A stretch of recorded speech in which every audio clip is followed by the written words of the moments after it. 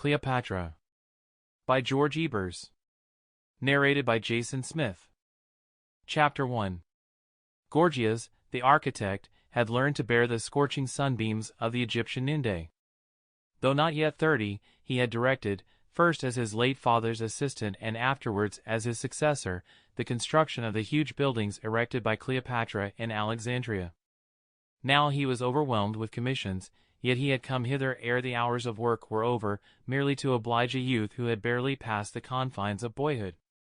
True, the person for whom he made this sacrifice was Caesar, the son whom Cleopatra had given to Julius Caesar. Antony had honored him with the proud title of King of Kings, yet he was permitted neither to rule nor even to issue orders, for his mother kept him aloof from affairs of state, and he himself had no desire to hold the scepter.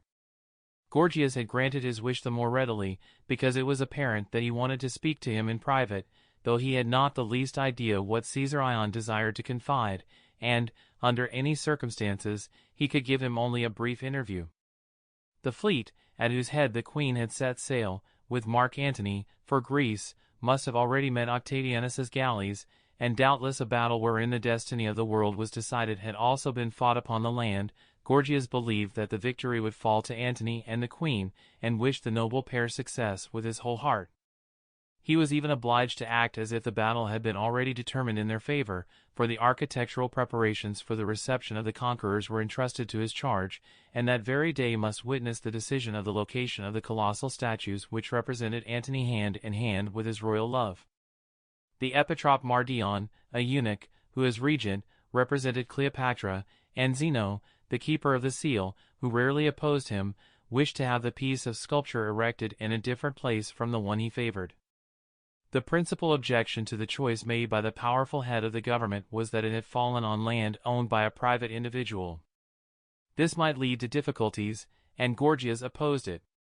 As an artist, too, he did not approve Mardion's plan, for though, on Didymus's land, the statues would have faced the sea, which the regent and the keeper of the seal regarded as very important, no fitting background could have been obtained. At any rate, the architect could now avail himself of Caesarion's invitation to overlook from the appointed place of meeting the lofty steps of the Temple of Isis, the Bruchium, and seek the best site for the twin statues. He was anxious to select the most suitable one.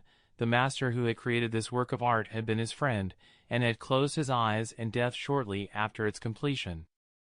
The sanctuary whence Gorgias commenced his survey was in one of the fairest portions of the Bruchium, the Alexandrian quarter, where stood the royal palace with its extensive annexes, the finest temples, except the Sample complete. Ready to continue?